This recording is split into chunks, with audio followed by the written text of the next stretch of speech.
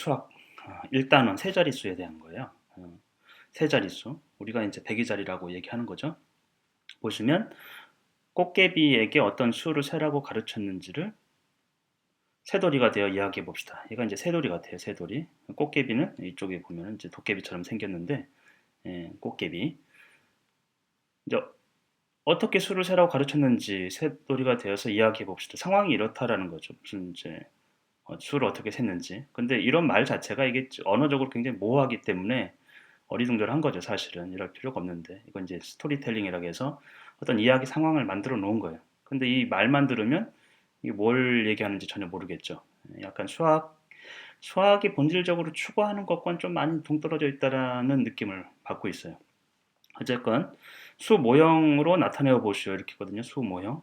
이게 이제 이 우리 교과서의 문제 중에 하나가 모형이 무엇인지를 정확한 언어적 설명을 안 해주고 있어요. 국어가 아니니까 더 그럴 수도 있고. 근데 모형이 이게 일상적으로 쓰는 말이 아니란 말이에요. 아이들이 특히 초등학교 저학년 아이들이 모형은 이게 본뜨다라는 뜻이잖아요. 형태를 본뜬 건데 형태를 본떠서 만든 거죠. 예를 들면 실제 자동차는 여러 가지 기능을 해요. 근데 그 모형은 그냥 모양만 본뜬 거죠. 모양만 본뜬 거죠. 그걸 모형이죠. 수 모형이라고 했을 때는 수는 사실은 어떤 형태를 갖지 않은 굉장히 추상적인 개념이기 때문에 그 모양을 본떴다라는 것이 언어적으로 조금 이렇게 와닿지가 않는단 말이죠. 그 예전에는 이제 수막대 이런 말을 썼는데 막대기, 수막대. 어쨌건 영어로도 이제 바라는 말을 많이 씁니다. 수막대처럼. 그 다음에 이렇게 밑에 그림으로 되어 있는 것들은 블럭이라고 그래요. B-L-O-C-K. 블럭. 사실 우리말로 뭐 딱히 번역하기가 어려워서 이런 형태를 10블럭이라고 합니다. 10개. 그러니까 이제 하나로 된 이거를 10블럭이라고 하는데 이거를 가지고 자릿수 값, 자릿수를 이제 어, 익히게 하는데 사용된다라는 것이죠. 교구로서 사용되는 건데 자릿수를 익히는 게 굉장히 좋아요. 이런 방식으로. 한번 보죠. 이제 99를 수모형으로 놓아보시오. 이제 99를 수모형으로 놓으면 10블럭짜리를 10개 놓으면 100이 되겠죠. 그러니까 9개를 놔야죠. 9개. 9개를 놓고 이제 1위 자리 낮게 9개를 넣겠죠. 이런 모양이 되겠죠. 이런 모양. 그렇죠? 이런 모양. 그다음에 낱개 모형을 한 개 더 놓아 보시오. 이게 이제 낱개라고 되어 있는데 이 하나를 낱개. 낱개라는 말도 이게 쉬운 말이 아닙니다. 낱개. 어쨌건 뭐 자꾸 보면은 익숙해진다 이런 거겠죠. 하나 놓아 보면 이런 모양이 된다. 이것을 어떻게 표현하면 좋을지 말해 보시오. 근데 말이죠. 이런 것들은 아이들에게 어떻게 표현하면 좋을지 말해보시오라는 게 의미가 없어요. 왜냐하면 99에서 하나 늘어나면 우리가 100이라고 하는 거는 언어적으로 약속된 것이죠. 그냥 99와 100은 아이들이 독창적으로 생각할 수 있는 건 전혀 아니거든요. 99보다 하나 늘어난 것이죠. 99보다 하나 늘어난 거. 근데 이제 여기서 이제 중요한 거는 자릿수 값이에요.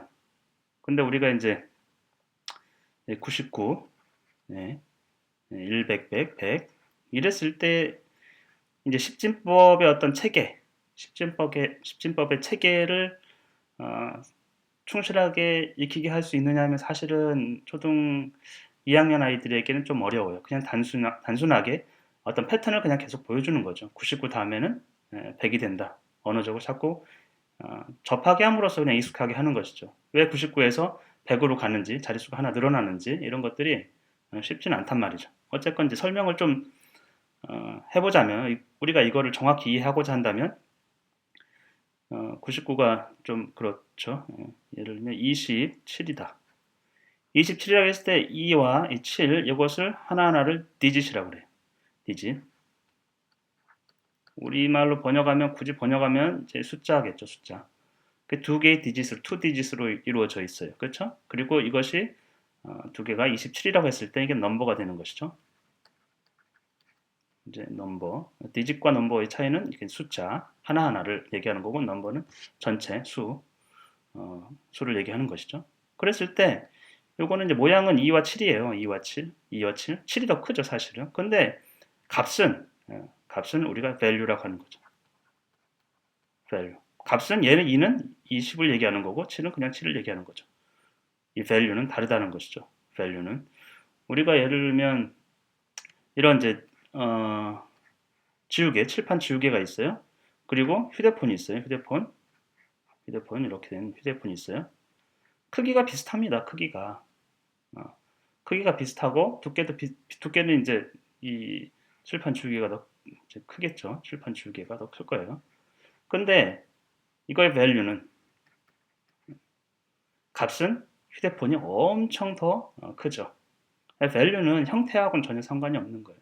여기서도 마찬가지 값이라고 하는 거는 2와 7 디짓의 어떤 크기 양이 아니고 어디에 위치해 있느냐 수에서는 그것이 value를 결정하는 것이죠. 여기 2는 그냥 2가 아니고 20, 값은 20이고 7은 7이다. 그러니까 숫자 디짓이 어떤 자리에 위치하느냐에 따라 가지고 그 value가 달라진다라고 보면 되는 거죠. 그래서 이제 99보다 1 크면 이제 100이다. 그 99라는 거는 그럼 99는 어떻게 해석할 거냐? 99는 99는 이렇게 90, 9. 그러니까 10이 9개. 10이 9개고 1이 9개. 이것이 99죠. 거기서 하나 늘어나면 이제 100이다. 수 배열표라고 되어 있는데 수 배열표를 보고 100에 대해서 말해 보시오. 근데 이거 말이죠. 교과서가 참 이상한 게 수 배열표를 보고 100에 대해서 말해 보시오. 도대체 지시하는 게 뭡니까? 100에 대해서 뭘 말하라는 거예요? 100에 대해서 말해 보시오. 그러니까 이런 것들이 이렇게 문장이 우리 모국어 자체가 어색하기 때문에 하물며 그런 이제 뭐 언어가 주는 모호성을 피하려고 수학에서는 아주 이제 명확하고 간결한 걸 추구하는데 이런 것들이 생각을 심어주느냐, 창의적인 어떤 수학을 하게 하느냐, 논리적 구조를 만드느냐 전혀 그렇지가 않죠. 이거는 아이들한테 이제 이게 뭐지? 이렇게 약간 애매한 상황, 또 어리둥절한 상황을 만들어 놓고 결정되어 있는 거예요. 설명이라든지 답은 결정되어 있는 거예요. 이런 것들이 아주 안 좋은 교육이죠. 근데 이제 여기도 배열표라는 말이 있는데 배열표가 무엇입니까? 배열표가. 예. 왜냐하면 수학에서는 열이란 말도 많이 써요. 열. 수열에서도 열. 근데 명확하게 설명을 안 해주는 거죠. 배열표도 마찬가지고. 그리고 표라는 건 또 무엇이냐? 표는 이제 나중에 나오죠. 표. 그러니까 이 배열표를 우리가 정확히 이해하려고 하면 이런 개념들이 이렇게 녹아져 있지 않습니까? 근데 전혀 없어요. 그러니까 아이들한테 물어보면 배열표가 뭐냐면 그 언어적 뜻을 전혀 모르는 거죠. 그러니까 언어적 뜻을 전혀 모르는 상태에서 어마어마하게 또 많은 개념들을 아이들이 익히고 있으니까 실제로는 하나도 모르는 것과 거의 유사해요. 심지어 이제 분수가 뭐냐면 분수의 뜻을 몰라요. 소수가 뭐니 그런 뜻을 모르는 거죠. 그러니까 열은 이제 줄이죠. 줄로 배열하다는 거는 배라는 건 이제 배치하는 거죠. 이렇게 보면 이제 이게 하나씩 늘어나 가지고 10개를 배치하고 그다음에 밑으로도 10개 이런 식의 어떤 표인데 그냥 숫자 판이라고 하면 훨씬 더 좋을 것 같아요. 그리고 이 수학에서 보면 이 수와 숫자에 대한 구별이 명확하게 주어지지 않고 있어요. 그러니까 숫자라는 표현을 굉장히 잘 안 쓰고 있어요. 근데 영어에서는 다 그냥 넘버거든요. 숫자라는 게 따로 있는 게 아니고 그냥 넘버예요, 넘버. 근데 우리는 왜 수와 숫자라는 것을 쓰느냐? 넘버가 있고 영어에서는 디짓이 있는 거죠. 왜냐하면 이런 게 이게 우리는 이게 뭐예요? 수를 말이죠. 글자로 표현했었거든요. 아라빅 숫자가 아니고 이런 방식으로 표현했어요. 그러면 이것이 수예요, 숫자예요? 이것이 수예요, 숫자예요? 이거는 분명히 숫자죠. 글자처럼 수를 나타낸 글자니까 이렇게 하면 숫자가 뭐죠? 헷갈리죠. 근데 이렇게 이제 표현됐던 것들은 1, 2, 3, 4, 5, 6, 7, 8, 9 굳이 말하자고 하면 넘버인데 그냥 넘버인데 그럼 수라고 할 거냐? 이걸 숫자라고 할 거냐? 어, 그런 이제 애매함이 존재하죠. 근데 뭐 제가 볼 때는 이렇게 수를 이렇게 표현을 했기 때문에 수라기보다는 이제 숫자판 이렇게 하는 게 훨 나은 것 같아요. 글자처럼 보이는 거죠, 지금. 이거 왜냐하면 어떤 개수를 표현한 것이 아니기 때문에 그런 애매함이 있습니다, 번역하면서. 어쨌건 이제 여기 보면은 90보다 뭐 큰 수가 100이다. 여기에 이제 10 큰 수라는 게 들어가야 되는데 90보다 10 큰 수, 뭐뭐보다 얼마 크다라는 개념이죠. 90보다 10 큰 수, 99보다 1 큰 수, 99보다 1 큰 수가 100이다 라는 거죠. 꽃게비에게 100이 사용된 예를 뭐라고 알려줬을지 새돌이가 되어 이야기해 보세요. 우리가 이제 숫자판 같은 경우에 이런 수 배열표라고 되어 있는데 어쨌건 이런 거를 보면은 이제 이씨 짝수만 읽을 수도 있고 건너 띄어쓰기 3단만 세씩 읽을 수도 있고 뭐 10씩 읽을 수도 있고 이런 방식으로 읽을 수도 있고 다양하게 읽을 수 있어요. 다양하게 읽게 해주면 좋을 것 같죠. 수혜장 감각이 좀 더 생기는 거니까. 근데 이제 이게 아까 배열표라는 이런 거를 영어에서는 그냥 넘버 그리드라고 그래요. 그리드 격자 모양이다. 모양 자체를 넘버 그리드라고 하고요. 이 이제 꽃게백에 100이 사용된 예를 뭐라고 알려줬을지. 근데 이게 무슨 말이죠? 이게 명확하지 않은 말들은 교과서에 지금 실을 필요가 전혀 없습니다. 어른이 봐도 이게 무슨 표현인지 전혀 모르는 것들은 아이들도 전혀 예측할 수가 없는 거고 그거는 설명을 들어야 되는데 그렇기 때문에 주입식이 되는 거예요.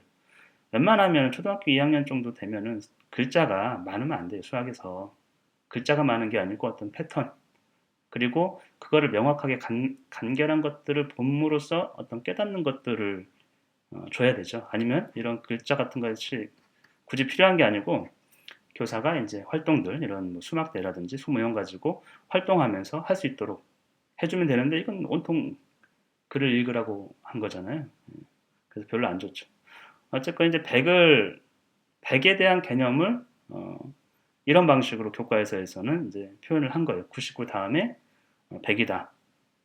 90보다 10 크면 100이다. 98보다 2 크면 100이다. 뭐 이런 것들이죠. 근데 이제 수를 큰 수도 아이들이 많이 세어보게 하세요. 99 다음에 100이고 그거는 어떻게 쓰는지 100, 200, 300, 400, 뭐 500, 521 하여튼 아이들이 큰 소리로 수를 많이 세어보게 하는 것, 사물의 개수를 많이 세어보게 하는 것. 그게 먼저고요. 그 다음에 이제 이론적으로 디짓이 뭔지, 자릿수가 뭔지, value가 무엇인지, 또 왜 99 다음에 100으로 써야 되는 건지 이런 것들은 그 후에 좀 가르쳐 주면 되겠죠.